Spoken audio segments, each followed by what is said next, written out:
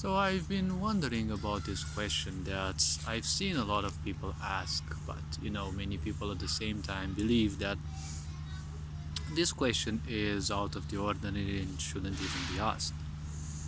Now, from a spiritual standpoint, and even a physical existence, one will probably ask this sooner or later. How important should our parents be to us? Well, the answer on this, as of a personal standpoint, varies depending on how ignorant you want to be and how ignorant you'd like my answer to be. Because ultimately, the truth is what scares people, and obviously, it makes people feel quite nervous. So, the point is, if people are intoxicated with so much nervousness, I doubt they are feeling so because of too much truth in their life, but rather because of too much hatred and insignificant ideas that one places importance upon. Now, should one's parents be important to them would be an interesting question to ask. However, there is one primal point to take into account. Whether one would take their parents as important or not is not a matter, because ultimately you are most of your parents. To people who may not be familiar, life is more or less a journey. A piece of energy comes and inhabits a physical body. That piece of energy carries its own karma, and based on that karma, or a structure of physicality that simply holds all the past actions and emotions and feelings, technically the entire history of that being through its physical forms that it had once, and well, each and every one of those technically, because one needs karma to simply embody a physical body, so that they can liberate themselves from this body in a conscious way by simply liberating them from the karma they have. Once they achieve this level, the vibration of the life force simply becomes so great that a physical body cannot hold it, and it will simply leave. Depending on the karma that the life force has accumulated, it may embody a physical body or not. If it can embody one, since it lacks any form of, let's say, discernment, it will seek based on its own impulses. So based on the karma that it was inflicted upon them and that they have inflicted upon them, I'm not the best to describe these things, but based on this, they will seek a body in a certain environment that will suit them most. That is how many people are born in places which are very violent, which are very toxic, and well, some people are born in environments which are more or less like this. But after one embodies a physical body, the point is they embody a body, right? They enter a body that comes from two genders, right? It comes from the female and the masculine, right? The man and the woman. These two genders simply share their so-called karma through the idea of sexual intercourse. After all, sex is an acronym for sexual energy exchange. And that energy houses literally everything that is peculiar to them. So technically, you also carry the karma of your parents, your mother's ancestors, your father's ancestors. So therefore, you are not necessarily you. You are bearing karma from your ancestors as well. I've said once a quote, but it may sound very brutal. Your ancestors may no longer be alive, but they live through you. So your purpose in life is to technically kill them completely. Now, why do I say kill them? If they are no longer alive, how can you simply kill them? Well, you are born in a family, let's say. Your mother has a certain set of habits, your father has a certain set of habits. They have their own personality, they have their own points. Good or bad, that does not matter. What you see as a child is technically an example for you. So even if these examples serve to you in society later on, well, that's one important thing, because you'll be following those things which you learn from your parents. And you go to school, which programs you how to behave, well, theoretically, but the way I see schools nowadays is something like this. Whatever savagery you haven't learned at home, you will simply learn it at school, more or less. sooner or later. Whatever you haven't learned, you will learn them at school. Whatever you have learned in or from a violent home, you will simply, you know, boost the skill when it comes to school.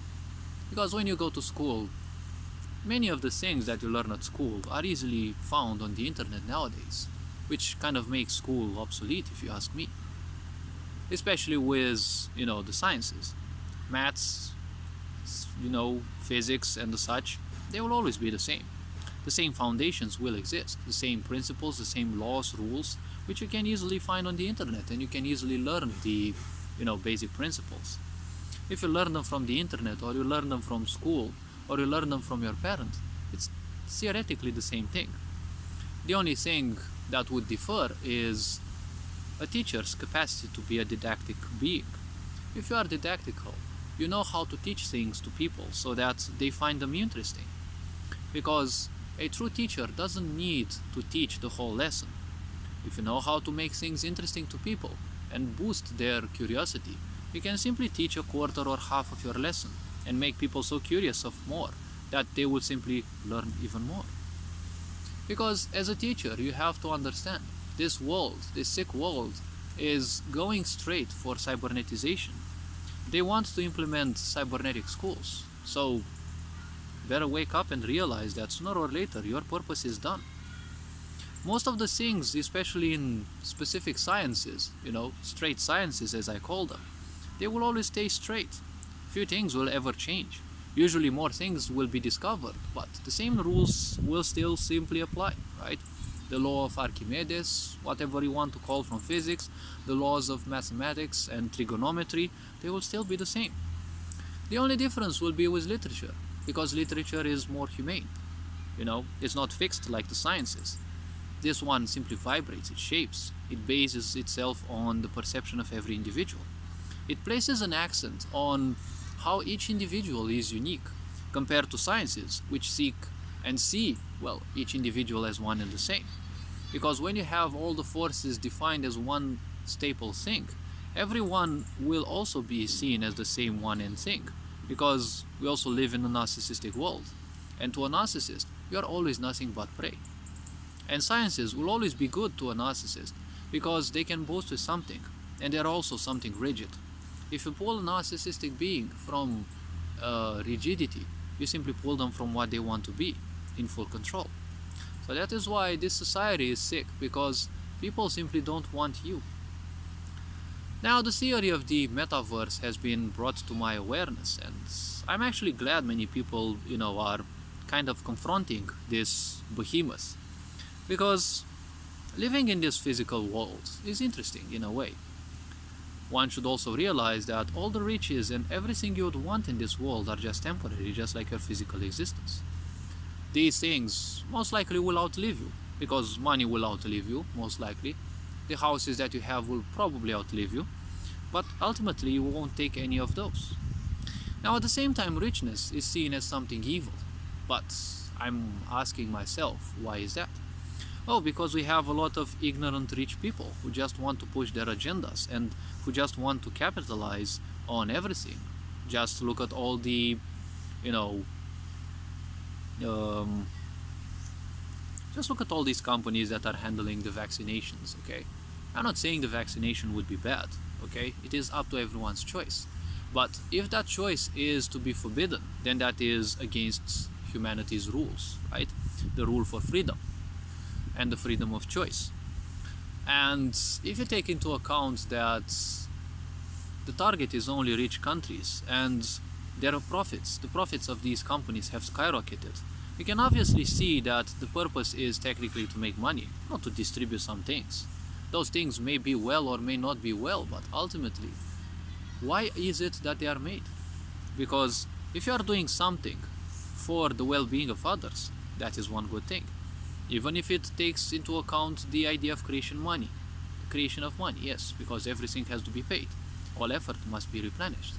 But at the same time, if you are charging 20 times more for everything, if your only purpose is to simply make more money, then you will always be to the detriment of the others. And this is how to define a sick society.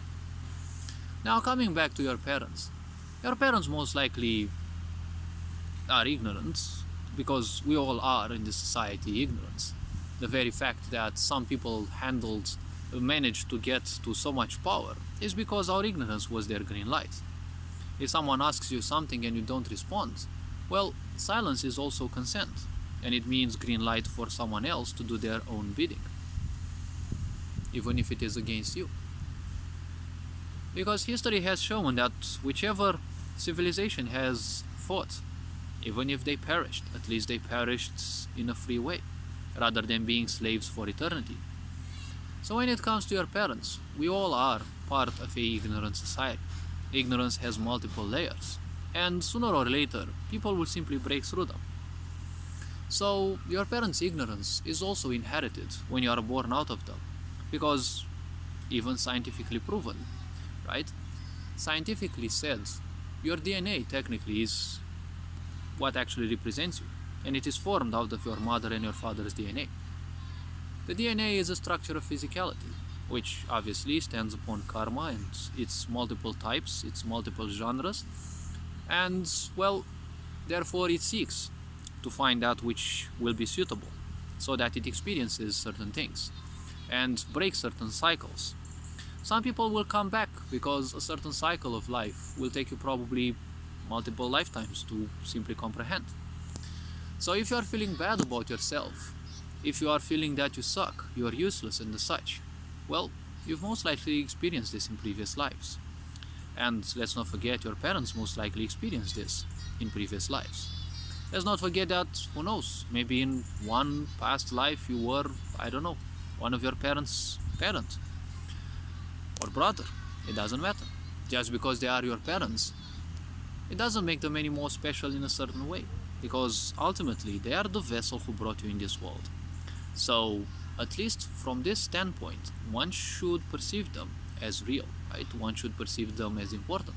Because if it weren't for them, well, it's not that you wouldn't have been born, right? You would have been born out of other parents. But ultimately, if it weren't for your parents, you wouldn't be born entirely. If it weren't for your actual parents, most likely you would have been born through other parents, yes. But ultimately, the point is, it was all just an unconscious choice of that piece of life that technically is you. You inhabited a physical body in an environment, even if it was toxic, because there were things you had to transcend. And unfortunately, through ignorance, the only way to transcend things is through pain. When pain becomes sufficiently strong, people will want to break out, because sooner or later, pain will become greater. The point is, ignorance is an anesthetic. You can simply use it, just like you use a pill, to simply, numb you down in front of the pain. Because ultimately, the pill doesn't break the disease, it doesn't break the problem, it doesn't even solve it. It just makes you numb towards it. So you have a sensation that, well, it no longer hurts. Then you can focus on your things and, well, conduct self-destruction even more. Or whatever people are doing, but it's usually self-destruction. So your parents should be seen as important, at least for that. But even if you hate or love your parents, do not forget that technically they are your karma. I mean, you bear their karma as well. You bear the cycles that they weren't capable of simply breaking. And, well, if you think of a certain moment, now when you are watching this video most likely, or when in the future you will realize this thing, think about one aspect. Your parents gave you birth at a certain age, right? They had a certain age. Now when you are more capable of introspection and understanding of things, ask yourself one thing. Have they broken through their cycles? Because if they haven't broken their cycles in the certain age that they've got, most likely they won't do it further on. As of what I've seen through introspection and, well, several people, and, well, my passion, basically more like a hobby, or it's more like an unconscious thing, the idea of constantly, let's see, studying people on multiple layers without judging. I'm not interested in judging. It's not an important aspect. Judgment may come, but I'm not judging them verbally unless they may actually need it. But the point is, studying people, I've realized that the most important ages of one's life are usually in between 18 and, let's say, at most 30 years of age. Because in this period, you become more conscious through the age of 18. Around then, you'll basically be more enthralled by sexual desires and, hormonal activity. Usually for girls, it will happen earlier because they become mature a bit earlier than boys. But ultimately, that is a period where you are most unstable. Science has said that the brain fully develops at around mid-20s, let's say around 25 years of age, though that may actually differ per individual, 24, 25, 26, around there. Because that's when the, let's say, the emotional side of the brain fully develops. And that's when people finally become more stable emotionally, or at least should. But if you are born in an area, in a place, or, well, let's say in a society that doesn't care about your emotions, you will always be, let's say, dominated by these. Because these are nothing else but signals. Your physical body is much more capable and much more aware than you are. Because how much of one's physical body's awareness one can engulf is based on how much they open to that. Because if you take into account a dam simply allows water to flow through it to produce electricity. You can close the dam or you can open the dam. These levels are just like your awareness. If you allow your awareness to simply flow, you'll be more aware of the pains that you're causing your body, right? Through your ignorance, so you're not feeding yourself well, so you're eating too late, so you're sleeping too little, or so you're sleeping too much. Because if you listen to your physical body, it will simply tell you exactly what you need. But in a sick world, people don't care about your cycles of sleep, right? Your circadian rhythms. So people who are very nocturnal will have usually the worst times because many jobs start from the morning. So usually nocturnal people will feel kind of at their lowest at high noon, right? So in a society where things are put more and more, more and more focus is put on the narcissistic side, on the ego side, you'll always be forced into submitting to others. Not necessarily physically like being submissive, but always paying at least some of your attention to others. Pay great attention to such people because they are stealing your attention. Where your attention goes, energy flows. If you are ignorant, you are not aware of this because ignorance means not being aware of anything.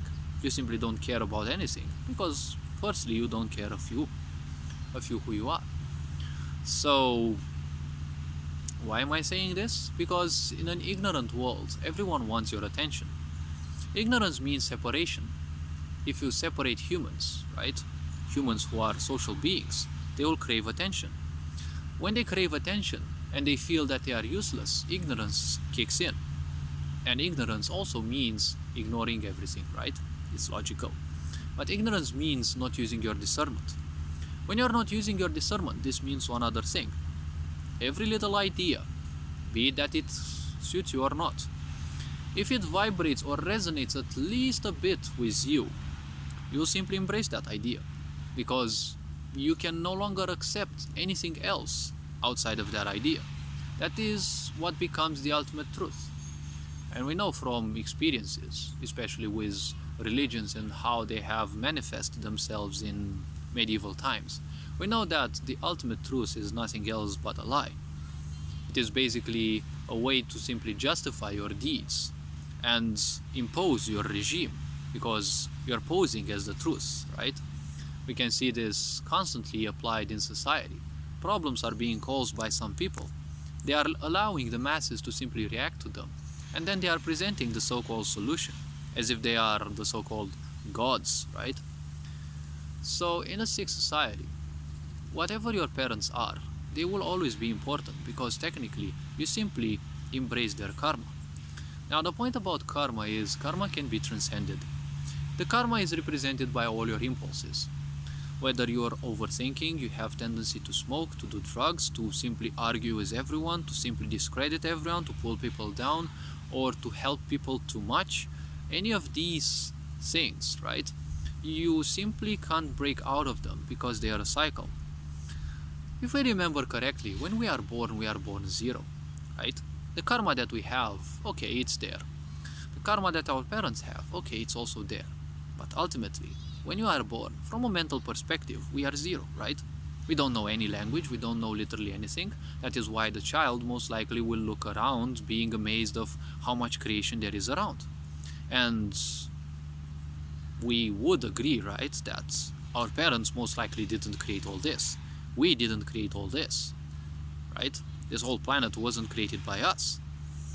So only narcissists would believe that this world was created by an entity which is greater than us, right? But still looks perfectly like us because we wouldn't allow it otherwise, right? Because narcissists usually aren't the wisest people. They aren't the sharpest tools in the shed. So obviously they want things to be, at their level. But it's not because they would be bright or not. The point is not about being smart. The point is about their image. Because when you're a narcissist, the only greater thing that you would accept other than you is a greater version of yourself. Because that's technically what you would want to become. It's like watching you in the mirror. You see yourself as a failure, but you envision yourself as a great thing. Well, that is a good thing to actually have in life, because life is all about going towards the greater peaks, right? But at the same time, if this is done from a narcissistic standpoint, well, that's kind of a little problem if we stay in sync. Because if you suddenly want to become better, but you are narcissistic, you'll also want everyone else to be like you, to be shaped after you, because, well, you can't accept anything else than the perfection that you think you are. So in such a sick society, there are a lot of such parents, including the so-called corporatist parents, who have, most likely they are failures in life, but they are using their children as a justification.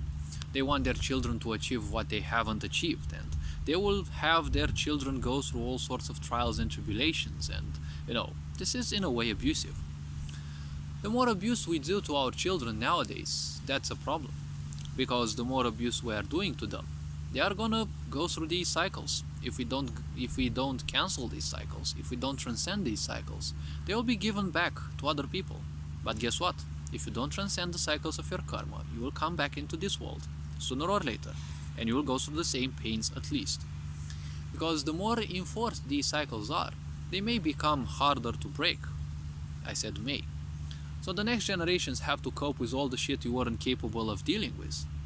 So at the same time, we actually have a big problem, right? The pains that we are creating have to actually be cured. And, well, the newer generations are proving to be stronger and stronger. Because, well, not all of us will simply survive. This world, at its sickest as it is right now, is simply afraid of people waking up, obviously. The point is, if you transcend the karma that you have from your ancestors, it's like technically you have fully allowed them to rest. I did use earlier in this video the term kill your ancestors, right? Because, well, that's technically what you're doing.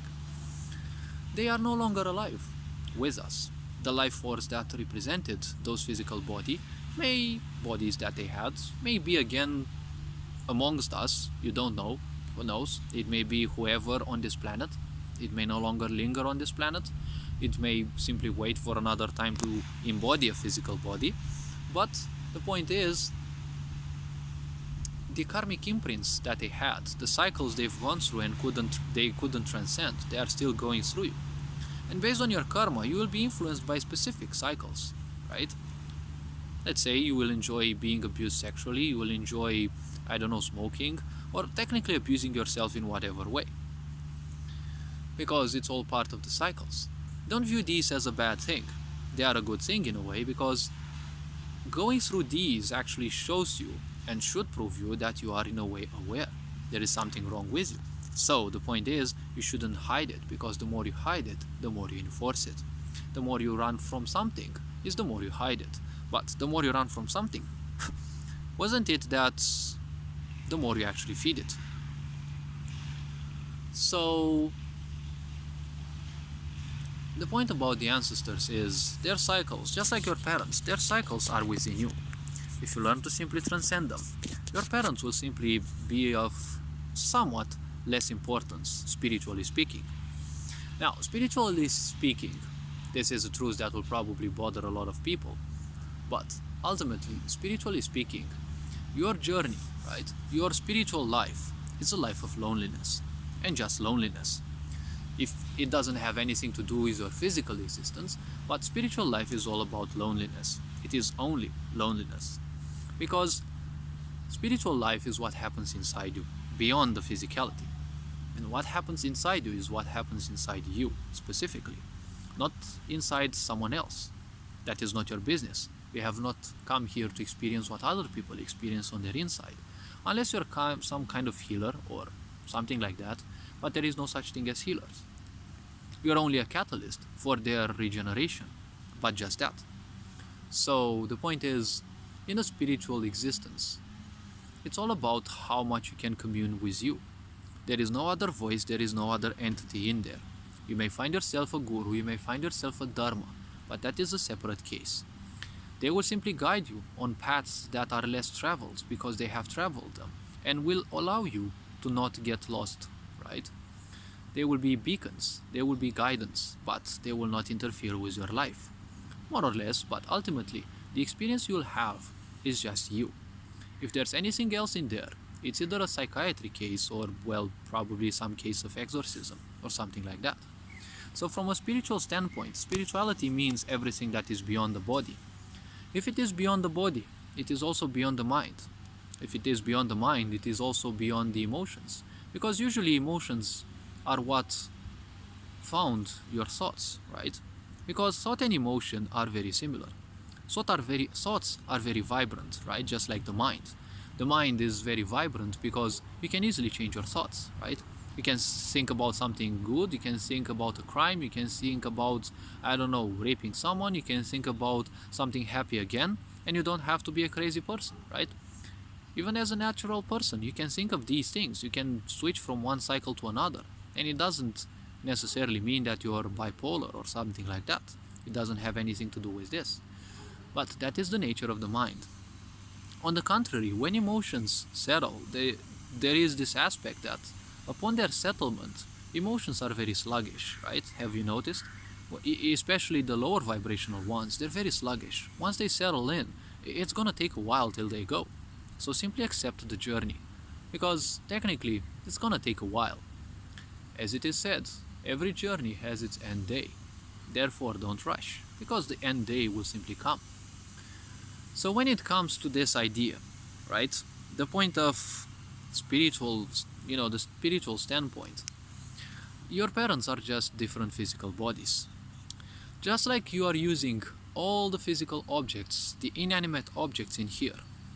From a more advanced standpoint, well, this might actually disturb some people.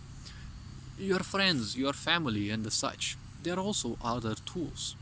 Tools that are needed by this physical body, because this physical body requires some social nurturing. It requires some emotional nurturing. Ultimately, your friends are still tools, right? It's up to you to decide whether you will be using these tools in a narcissistic way, aka abusing them and, stripping them of literally everything, or from a more altruistic approach. Because everything is a transaction. And in a transaction, you are both the buyer and the product, right? You are getting something, but you are also giving something. Even breath is nothing else than, a transaction. You take air in, you put air out. Air that goes in is also information. So based on the kind of air that you're breathing in, it also gives you a certain type of information to your body. But given on how you also breathe in and out, that also says a lot about your character. But at the same time, you can pull out certain things that you don't need, because that's the point of a transaction. You can go out in nature like I am doing and breathe out things, right? At least imagine that you're doing, or simply breathe normally, right? From the bottom of the spine, and, well, deep breath in, deep breath out, because that's technically the correct type of breathing. Now, of course, if you need certain types of meditation and sadhana, each have specific ways of breathing. So when it comes to experiencing this life, the point about spirituality is that it is beyond the mind, right? It is beyond physicality. It is beyond this physical and basically what we perceive. So it is beyond survival. It is beyond mind. It is beyond emotion. If it is beyond these dimensions, basically it transcends even your parents. Your parents are what portal allows you to simply enter this world. For that, one should always be let's not forget, one should always remain grateful for that, because gratitude is a powerful aspect of this world. But honestly, when it comes to simply inducing things to people, forcing them to follow certain routines, certain aspects, those are damaging to the mind, right? And I say again, the mind. We ended up in a people pleasing society, so therefore pleasing everyone is basically a lot of people's priority. When you're a people pleaser, everyone is technically important because you can't live without pleasing them. People pleasers usually end up as somewhat narcissistic because sooner or later they will end up as ill. And when they are ill, they will fall ill, right? And they will be taken care of by some people. Once such people realize what it's like to be pampered, they will simply feign this, right? They will fake being constantly ill so that they will be pampered even more. Because the more you give out of you, you create a deficit. And that deficit requires certain, replenishment. You don't need to take energy from the others, because that only makes you a vampire. And, well, when you're a vampire, you feed from other people's attention. But attention is energy, and you wouldn't want most people's energy in you. Most likely and preferably, you don't want anyone's energy inside you or around you. But since this is more or less impossible to achieve, the point is there are certain ways to make sure that you can cure yourself of, such energies, because you might take other people's bad habits, let's say. Like, you might catch a bad habit, like, for example, I don't know, a passion to smoke, a passion to abuse yourself in ways that you wouldn't have done before. And it can easily happen. Someone walks by, they are full of anger, they simply say something, you feel pissed by that, and since you reacted to that, guess what? You have allowed that virus, let's say, that mental virus to enter your mind. Obviously, one shouldn't become afraid, especially since I said virus, okay? Now, one shouldn't become afraid because, well, there are certain protections and there are certain levels of awareness that each one has. After all, if you simply don't have the awareness, you have to go through certain levels of pain to simply win the awareness. So imagine life like a game. The currency that you are doing, right, is pain. You are doing quests, aka your experiences of life, and you are receiving pain, because that's technically the currency that you are getting, the currency that you are receiving. When you have enough pain, you can unlock a new level, right? Which means you have transcended several levels. You have become sick of being sick, right? You have become bored of being bored. You have become tired of feeling tired. So ultimately, once enough awareness is built through pain, you simply can transcend that cycle. And you can simply, well, rest at ease, for one cycle has been broken.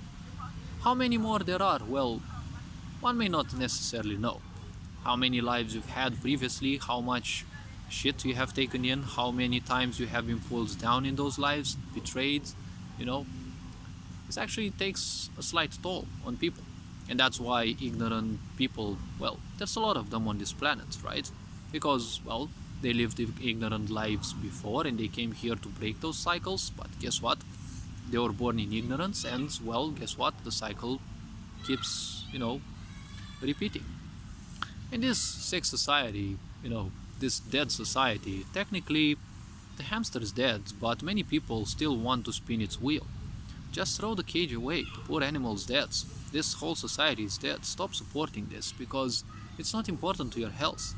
Something that simply does not take you into account, treats you like shit and wants to separate you constantly and have you view your neighbor as your enemy constantly, has your children see the other children in the class as enemies because they may have taken a greater grade either because of their potential or because of favoritism, this is simply too sick, right? This is not important to go. This has to simply go, because awareness is what cures ignorance. The more aware one becomes, the more aware they become of the pains that there are in their lives. Just becoming aware doesn't mean you have become enlightened. And even when you become enlightened, you only realize how much of a slave you have become towards your mind, how much you have allowed this tool to simply rule you.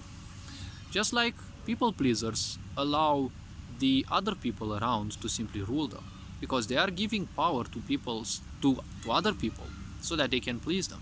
They're always agreeing with other people, they're always letting themselves be abused by those people. So that's, well, ultimately, you know how things are.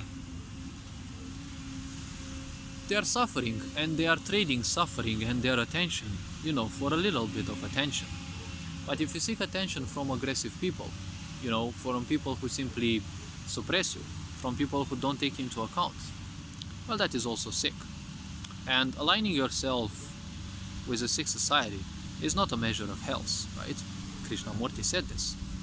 So if your parents fall in any of these categories that I have presented, well, running away from them is not necessarily a good thing. Simply making peace with what they are and accepting the possibility and the reality that they may never change is one thing. Helping them is not a bad thing. But if it really needs to, one really needs to build barriers. If they want to seek their own success, they would simply have to leave people behind. And, what is it that you want? I'm not saying to simply abandon your parents if they have been toxic, but that may also be a possibility. Don't think about this as God will punish you, because that's how narcissistic people will simply rule you. They'll always make you feel ashamed of your ideas, especially if you are unique and different than them. Everyone is unique, but you also have to agree to this. You also have to accept this, because unless you accept your authenticity, someone will impose their authenticity upon you. And let's not forget that in this world of ignorance, there are a lot of authentic liars. And let's not forget, those are the real people, right? Narcissists are, well, unfortunately, many may say, but fortunately at the same time, they are the only authentic people. Why? Because the only thing they know is lie and deceit. And guess what? They are doing lies and deceits, right? So they are authentic to who they truly are. They're not mimicking that. Oh yes, their pains, they are present there, but ultimately they are doing that which they are doing. We people who are, the more aware ones, we are just playing all these little psychiatries. That's the purpose of narcissists. That's what they are teaching you. Be more authentic in your life, because as long as you are at least a little bit inauthentic, that is a doorway for narcissists to come and simply shape your reality the way they want. Because as I've said, if you don't fall on your authenticity, right, you will simply fall to other people's authenticity. All this being said, hopefully this video was introspective enough. You are appreciated. Take care. Love yourself. Love you who you truly are, especially. Also love your parents and be appreciative for the gift of life that they granted you. And at the same time, stay awesome and live bright. Ferenc Bor signing out.